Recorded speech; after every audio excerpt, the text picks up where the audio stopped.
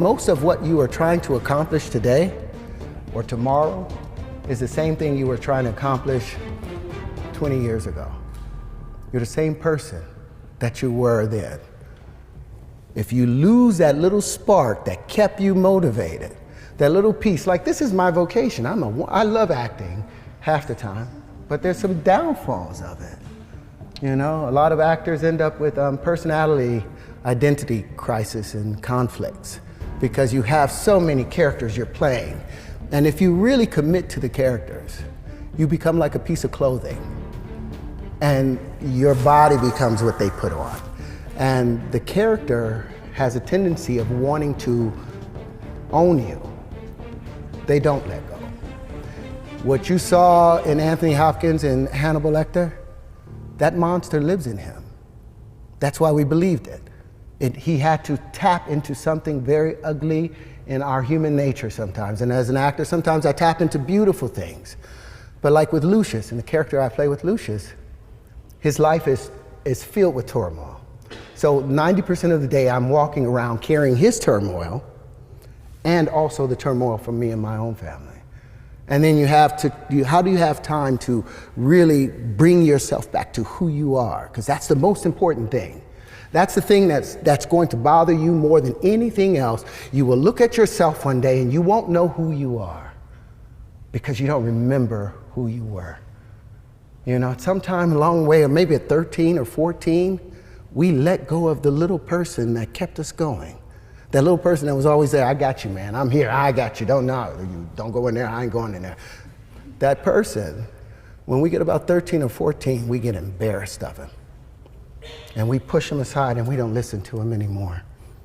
And he's always knocking. Hey, hey. And after so long of a time, maybe 10, 15 years, you don't even know him.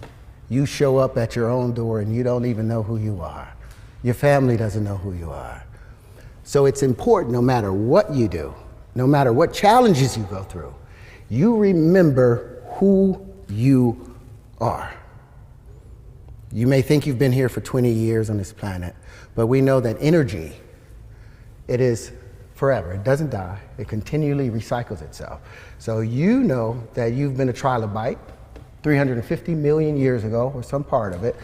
Some parts of you were part of a pterodactyl. Every one of us have been a part of everything in this universe. So if we tap into those things in ourselves and remember those things in ourselves, we have that power. Now, my vocation has been an actor, and I've loved that. I've been able to take care of my family as an actor, but that's never been my passion. I was an actor because it was like Jesus walking on water for tips, because he could do it. That's what he did. It was a natural thing for him. I've always been an empath. I've always been emotionally connected to everything. But the thing that I was most spiritually connected to, that was my driving force, was physics. It was wondering how the universe really came to be. And I fell in love with this thing called the flower of life. You guys know Da Vinci? Do you know what he spent most of his life trying to figure out? Who in here knows the flower of life? Couple? I'm gonna get you something.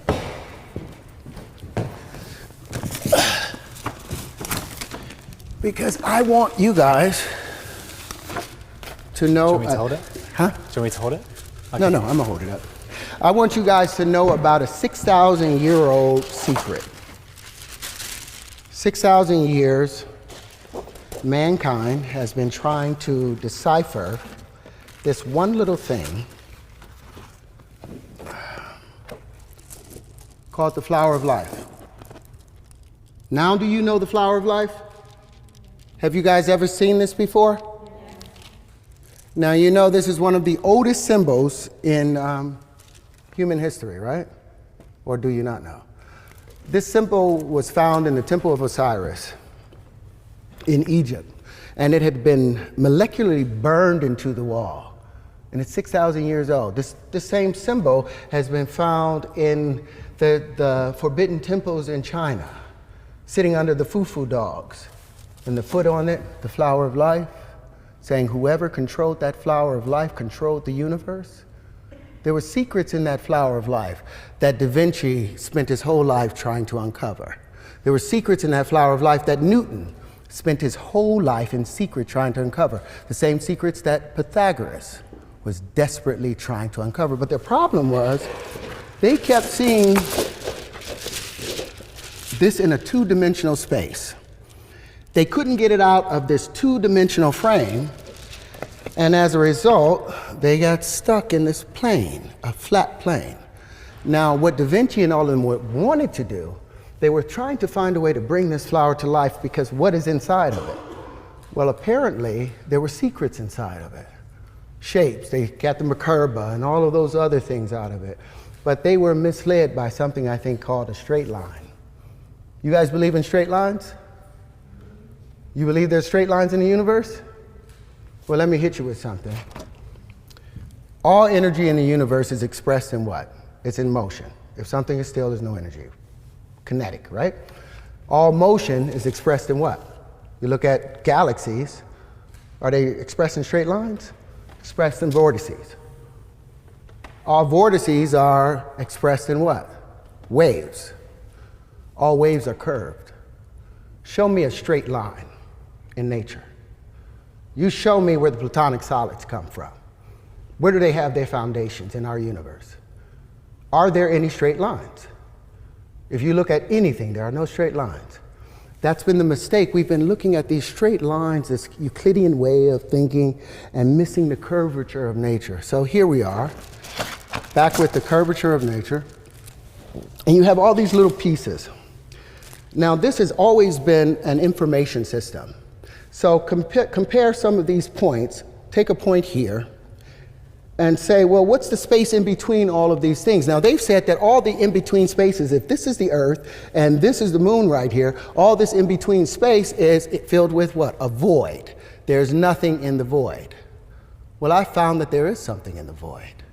The elementary fundamental particles that they've been searching for at the CERN Collider, the Hadron Collider in CERN, I found that their energy signatures matched perfectly to some of the pieces that I was able to pull out of here. So I'm